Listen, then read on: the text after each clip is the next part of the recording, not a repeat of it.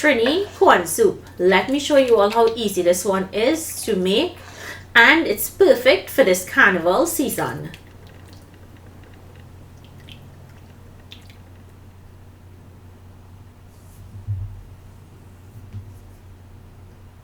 To start this recipe, in my pot I already put in golden ray and butter. Sorry that the camera is going a little bit in and out here, but it will stop in just a few minutes.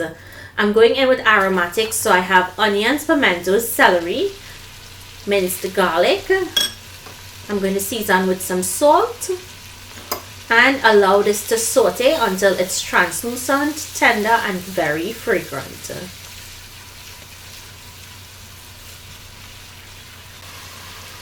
Now once it's translucent, you're going to go in with your soaked split peas. If you didn't soak your split peas, that's okay. You can still put it up to boil. And in goes some pumpkin or butternut squash. I always have extra veggies in my freezer, so it's easy to make soups when I'm ready.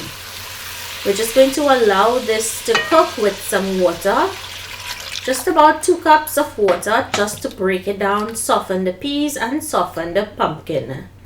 Now once the peas is tender, I like going in with my immersion blender and blending this until it's nice and smooth.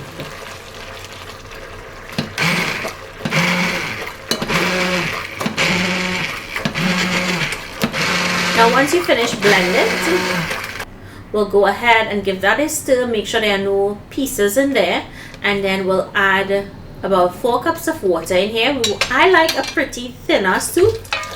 Feel free to add the amount that you would like. So if you like a thicker soup, cut back on the amount of water. So in went 2 cups of water, then 2 cups of coconut milk. I'll add some more water as you see here, and then I'll go in with my chopped corn, going in with some black pepper, complete seasoning, and all-purpose seasoning, and some turmeric. Turmeric is going to give it a really nice color, and it does have a lot of health benefits. I'll just give this a mix.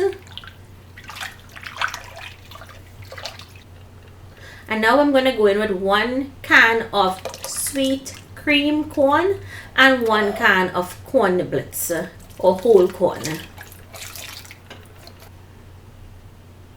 Now to this I'm going in with 1 tablespoon of green seasoning and let that come up to a boil. In the meantime, let's prepare the dumplings. So for the dumplings, I have 1.5 cups of flour, half a teaspoon of salt. I'm going to go in with 2 tablespoons of coconut milk powder.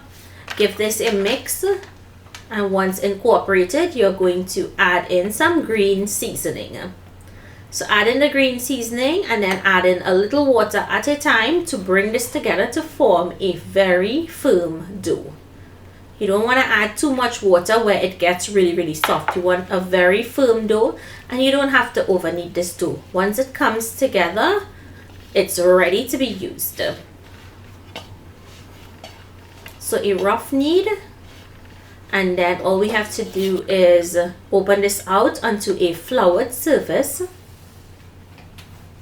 I like doing it pretty thin, so I'm going to open it out and then I'll cut it into small squares. If you all wanted to roll this into a log and then cut pillow-sized dumplings, you can. Feel free to make whatever style of dumpling you like.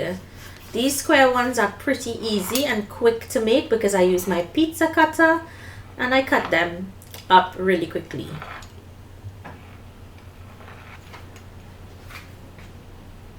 Go the opposite direction. Once you're done, you're going to scoop these up and put them into the soup. You want to make sure that the soup is simmering at this time.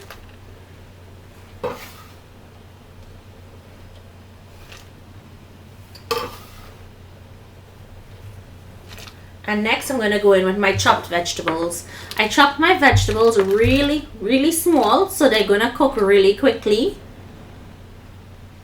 But if you guys wanted to do the vegetables first and then the dumpling, of course you can do that. So just allow this to simmer until the veggies or the provision is cooked and the dumplings are cooked. And you see this nice thinner consistency. That's what I'm going for. If you like a thicker soup, by all means, but less liquid. Now I like finishing with a little bit of coconut milk powder at the end.